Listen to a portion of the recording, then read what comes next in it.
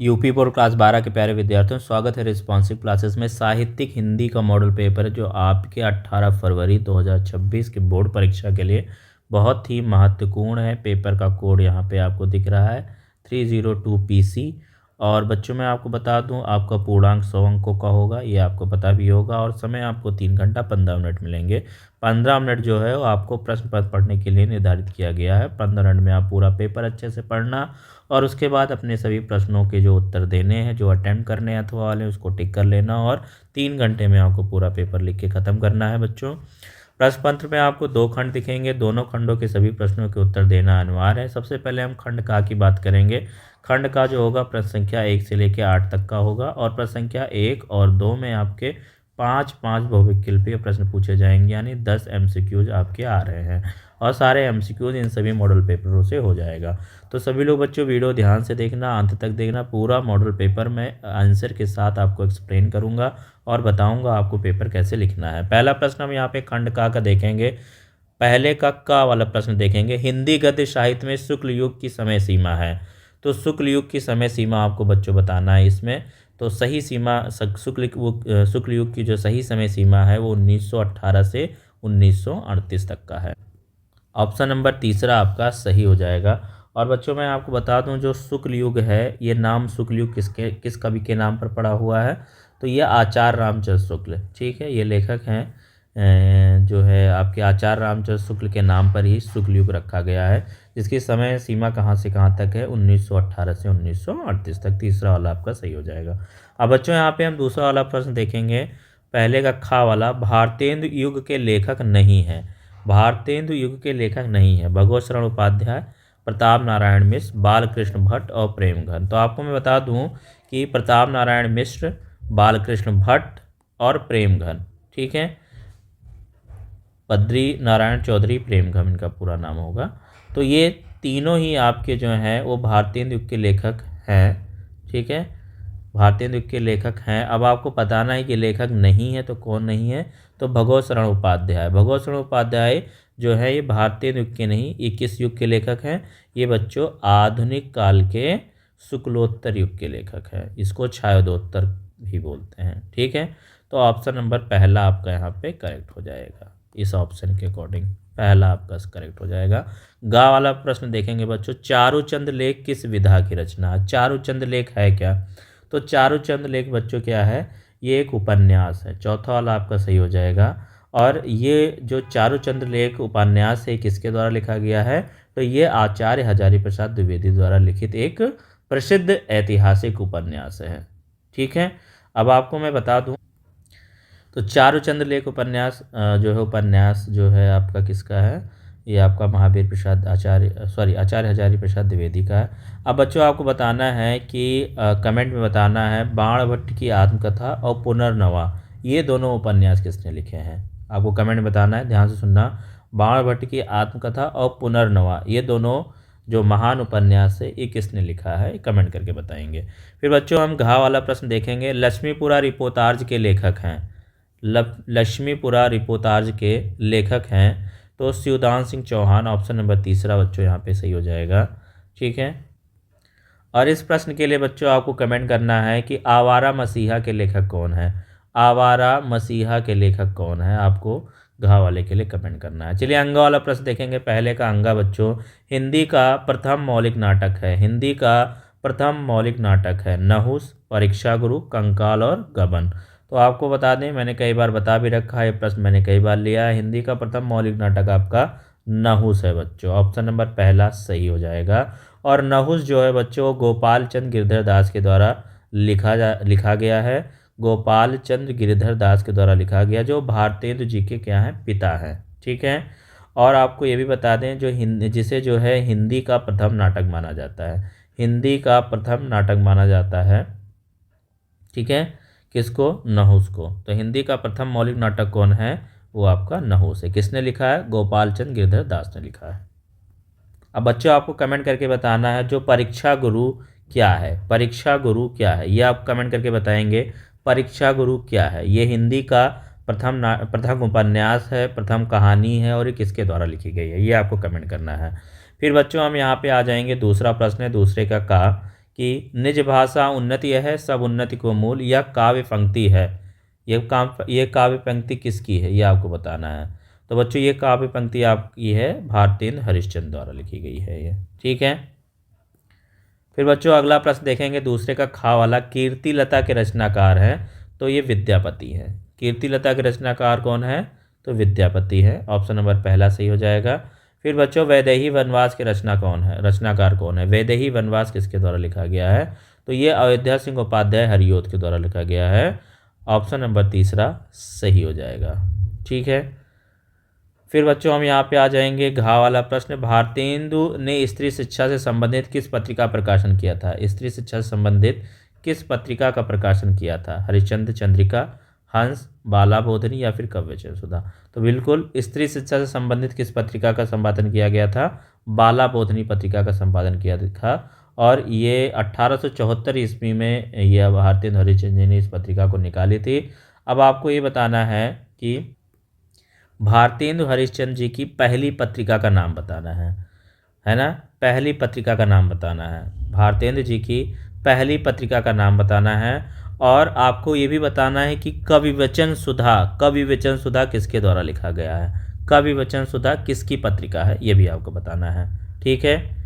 अब आते हैं अंगा वाले प्रश्न में बच्चों। गंगा लहरी के रचनाकार हैं, तो जगन्नाथ दास रत्नाकर जी है। ऑप्शन नंबर पहला आपका सही हो जाएगा। जो ये गंगा लहरी जो है जगन्नाथ रत्नाकर द्वारा लिखा गया है, और ये ब्रज भाषा के आधुनिक काल के श्रेष्ठ कवि माने जाते हैं। कौन, जगन्नाथ दास रत्नाकर जी, ठीक है। इन्होंने इनकी जो है गंगा लहरी और उद्धव शतक इनकी अमर कृतियाँ हैं, ठीक है।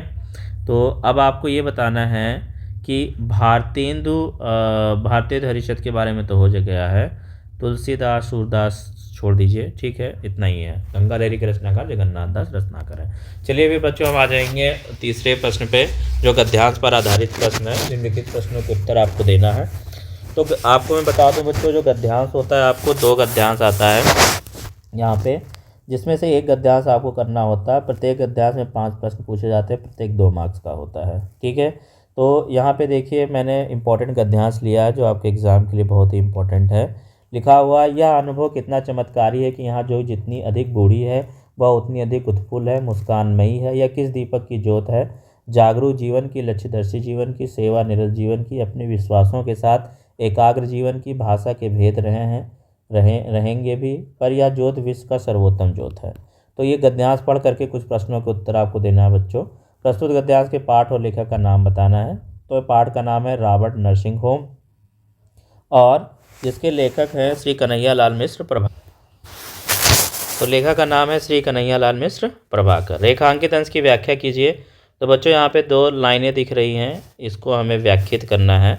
रेखांकित अंश की व्याख्या क्या है। लेखक इस अंश में यह बताना चाहते हैं कि वृद्धावस्था में भी लोग कितने खुश और उत्साही हो सकते हैं। यह खुशहाली जागरूकता और उद्देश्यपूर्णता, सेवा और एकाग्रता के जीवन से ही आती है। इसका अर्थ है कि जो लोग अपने जीवन में लक्ष्य और सेवा के प्रति समर्पित होते हैं वे सच्चे अर्थ में खुश और संतुष्ट रह सकते हैं। फिर गा वाला प्रश्न है, कौन सी ज्योत विश्व की सर्वोत्तम ज्योत है। तो जागरूक जीवन, लक्ष्यदर्शी जीवन और सेवा निरत जीवन की ज्योत विश्व की सर्वोत्तम ज्योत है। घा वाला प्रश्न है बच्चों, लेखक के लिए कौन सा अनुभव चमत्कारी है। तो लेखक के लिए यह अनुभव चमत्कारी है कि बूढ़ी महिलाएं अधिक उत्फुल्ल और मुस्कानमयी होती हैं। फिर अंगा वाला प्रश्न पूछा गया बच्चों, जागरूक और लक्ष्यदर्शी शब्दों का अर्थ लिखिए। तो जागरूक का सजग, सचेत या जागरूक होना, और लक्ष्यदर्शी जो अपने लक्ष्य को जानता और उस दिशा में आगे बढ़ता है। फिर बच्चों आपको दूसरा वाला अटेंड करना है, ये वाला इम्पोर्टेंट है, ठीक है। तो दोनों में से एक ही करना है, मैंने एक बता दिया। दूसरा जो यहाँ पे इम्पोर्टेंट गद्यांश आया है, मातृभूमि पर निवास करने वाले मनुष्य राष्ट्र का दूसरा अंग है। पृथ्वी हो या मनुष्य ना हो, राष्ट्र की कल्पना असंभव है। पृथ्वी और जन दोनों के सम्मिलन से ही राष्ट्र का स्वरूप संपादित होता है। जन के कारण ही पृथ्वी मातृभूमि की संज्ञा प्राप्त करती है। पृथ्वी माता और जन सच्चे अर्थों में पृथ्वी का पुत्र है। भूमि माता और मैं उसका पुत्र हूँ। देखिए ये यहाँ से यहाँ तक इसकी व्याख्या करनी होगी। तो देखिए उपरोक्त गद्यांश पढ़ करके हमें कुछ प्रश्नों के उत्तर देना है। तो प्रस्तुत गद्यांश के पाठ और लेखक का नाम बताइए। तो देखिए इसमें राष्ट्र वर्ड आया, मातृभूमि वर्ड आया है, शब्द आया है। तो ये शीर्षक क्या किस पाठ से लिया गया, राष्ट्र का स्वरूप, और इसके लेखक कौन है, वासुदेव शरण अग्रवाल। अब जो मैंने आपको यहाँ पे दिखाया रेखांकित अंश की व्याख्या, रेखांकित अंश है तो उसकी व्याख्या यहाँ पे लिख रखी है, यहाँ पे आप पढ़ सकते हैं बच्चों। जिस प्रकार माता हमें जन्म देती है, पालन पोषण करती हैं, हमें प्यार करती हैं, उसी प्रकार पृथ्वी हमें अन्न देती है। इसकी धूल में हम खेलकर बड़े होते हैं, इसकी हवा में हम सांस लेते हैं। पृथ्वी एक माता के ही समान हमारा पालन पोषण करती हैं, अतः पृथ्वी एक माता के समान और मनुष्य सच्चे अर्थों में पृथ्वी का पुत्र है। फिर यहाँ पे बच्चों दे रखा है पृथ्वी और जल मिलकर किसकी रचना करते हैं, तो मिलकर राष्ट्र के स्वरूप को संपादित करते हैं। 2 नंबर यहाँ से मिलेगा। राष्ट्र की कल्पना कब असंभव है, यदि पृथ्वी हो मनुष्य ना हो तो राष्ट्र की कल्पना असंभव हो। राष्ट्र का दूसरा अंग क्या है, तो जन है। ठीक है, अब यहाँ पे बच्चों चौथा प्रश्न आपका पद्यांश पर आधारित प्रश्न है। निम्नलिखित प्रश्नों के उत्तर दीजिए। इसमें भी 2 पद्यांश पूछे जाएंगे, कोई एक पद्यांश ही आपको करना है और प्रत्येक पद्यांश में 5 प्रश्न होंगे, 5 × 2 यानी 10 नंबर का होगा। तो देखिए यहाँ पे मैंने इंपॉर्टेंट पद्यांश लिख रखा है, इसको ध्यान से पढ़ लीजिए, यहाँ पे लिख रखा है। और इसके कुछ प्रश्नों के उत्तर भी मैंने यहाँ पे लिख रखा है, इसको भी आप अच्छे से पढ़ लीजिए, क्योंकि इंपॉर्टेंट पद्यांश से मैं पूरा पेपर आपको दिखा दे रहा हूँ। आप लोग बढ़िए प्रश्न को पढ़िए और उत्तर यहाँ पे पढ़ते जाइए। ठीक है, उसके बाद अथवा वाला दे रखा है, अथवा वाला भी इंपॉर्टेंट है। यहाँ पे ऊपर वाला अगर आप पॉज करके पढ़ लिए हो तो दूसरा पढ़ लीजिए। अभी आपको सारे पढ़ते हुए चलना है बोर्ड परीक्षा के लिए, क्योंकि कोई भी आ सकता है। ये देखिए यहाँ पे, कहा मनु ने नम धरणी बीज बना जीवन रहस्य निरूपाय एक उल्का सा जलता भ्रांत, और ये पूरा लिखा हुआ है यहाँ पे। और लास्ट में बच्चों यहाँ पे देख लिया, इसका आपको अपने शब्दों में इसका अर्थ लिखना है। तो प्रस्तुत पद्यांश के पाठ एवं कवि का नाम, तो ये श्रद्धा मनु से लिया गया और जिसके कवि जयशंकर प्रसाद। ठीक है, अब देखिए आगे प्रश्न दे रखा है, रेखांकित अंश की व्याख्या कीजिए। तो ऊपर जो आपको दिखा है लास्ट की 2 लाइनें, इसको अपने शब्दों में व्याख्यात करना है, जिसकी व्याख्या यहाँ पे लिख रखी है। ठीक है, मैं इसको पढ़ दे रहा हूँ। इस अंश में मनु अपने जीवन के रहस्य को समझते हुए कह रहे हैं कि वह एक उल्का के समान है जो निरुपाय और असहाय होकर शून्य में घूम रहा है। वह वसंत के दूत से पूछते हैं कि वह कौन है, क्योंकि उनके जीवन में पतझड़ की विरसता और वसंत की खुशबू की कमी महसूस हो रही है। दर्शाता है कि मनु अपने जीवन में सुख और आनंद को खोज रहे हैं। फिर बच्चों यहाँ पे देखिए, इस प्रश्न का उत्तर लिख रखा है मैंने, इसको पढ़ लेना, 2 नंबर इसको मिल जाएंगे इस प्रकार लिखने से। फिर यहाँ पे देखिए, यहाँ पे इसका भी प्रश्न आपको पढ़ना है, 2 नंबर यहाँ से भी आपको मिलेंगे। फिर तिमिर और चपला शब्दों का अर्थ लिखिए। तो तिमिर का अर्थ होता है अंधकार या अंधेरा, और चपला होता है चंचल या फुर्तीली। फिर बच्चों यहाँ पे आपको एक लिखना होता है जीवन परिचय। तो यहाँ पे हरिशंकर परसाई का हमने लिया है। देखिए ऐसे ही आपको जीवन परिचय लिखना है, जैसे यहाँ पे लिख रखा है, ध्यान से इसको देख लीजिए। जीवन परिचय डालेंगे हेडिंग, पूरा पॉज करके पढ़ लेना बच्चों। फिर साहित्यिक परिचय यहाँ पे हेडिंग डालेंगे, पूरा इसको पॉज करके अच्छे से पढ़ लो। फिर इनकी प्रमुख रचनाएं लिखेंगे, इसको एज इट इज़ जैसे मैंने लिख रखा है इसको पॉज करके आपको याद कर लेना, और ऐसे ही बोर्ड परीक्षा में लिखना है, तभी आपको फुल नंबर मिलेंगे। फिर बच्चों किसी एक कवि का आपको जीवन परिचय देते हैं, उनकी कृतियों को उल्लेख करना है। तो यहाँ पे हमने सुमित्रानंदन पंत का लिख रखा है, एज इट इज़ आप यहाँ पे पढ़ लीजिए, ऐसे एग्जाम में आपको लिखना है। फिर यहाँ पे देखिए साहित्यिक परिचय दे रखा है इनका। ठीक है, फिर यहाँ पे आ जाइए, एक आपका कहानी पे आता है, तो खून का रिश्ता। तो यहाँ पे बहादुर कहानी का सारांश लिख रखा है हमने, तो बहादुर कहानी का सारांश यहाँ पे अच्छे से पढ़ लीजिए। मैंने यहाँ पे पॉज कर दिया है, हेडिंग डालेंगे बहादुर कहानी का सारांश, और यहाँ पे पूरा अच्छे से आप इसको रीड मान लीजिए, पढ़ लीजिए, आपको पता भी होगा, कई बार मैंने करवाया है। फिर 7वां प्रश्न बच्चों, स्वपठित खंड काव्य के आधार पर आता है। तो जो भी खंड काव्य आप पढ़ रहे हो, चाहे रश्मि रथी पढ़ रहे हो, सत्य की जीत पढ़ रहे हो, मुक्ति यज्ञ पढ़ रहे हो, कोई एक प्रश्न आपको अपने खंड काव्य से अटेम्प्ट करना है, 5 नंबर का ही आएगा। फिर यहाँ से फिर आप बच्चों आपका खंड खा स्टार्ट हो जाएगा, जिसमें आपको गद्यांश दिए होंगे, संस्कृत गद्यांश और संस्कृत पद्यांश से प्रश्न आएंगे। तो यहाँ पे देखिए मैंने 2 आपके इंपॉर्टेंट गद्यांश दे रखे हैं, गद्यांश आपको तैयार करना है। ठीक है, और यहाँ पे मैंने 2 पद्यांश दे रखे हैं, ये भी बोर्ड परीक्षा के लिए बहुत इंपॉर्टेंट है, इसको आपको तैयार करना है बच्चों। फिर आपके संस्कृत के प्रश्न उत्तर आएंगे, वो भी आपको हमें प्रश्न उत्तर मैंने लिख दिए, चारों प्रश्न उत्तर आप याद कर लीजिए। फिर आपका बच्चा 10वां प्रश्न होगा, शांत अनुप्रास और यानी रस छंद अलंकार से आपका 6 नंबर का आता है, तो आपको रस छंद अलंकार तैयार करना है। फिर 9 नंबर का आपको निबंध तैयार करना है बच्चों। ठीक है, फिर यहाँ पे देखिए कुछ ग्रामर आएगा, जैसे हरे का संधि विच्छेद है, तो हर प्लस ए हरे। ठीक है, वने प्लस अत्र वनेत्र। ठीक है, रामश्चलित में कौन सी संधि है, तो व्यंजन संधि है।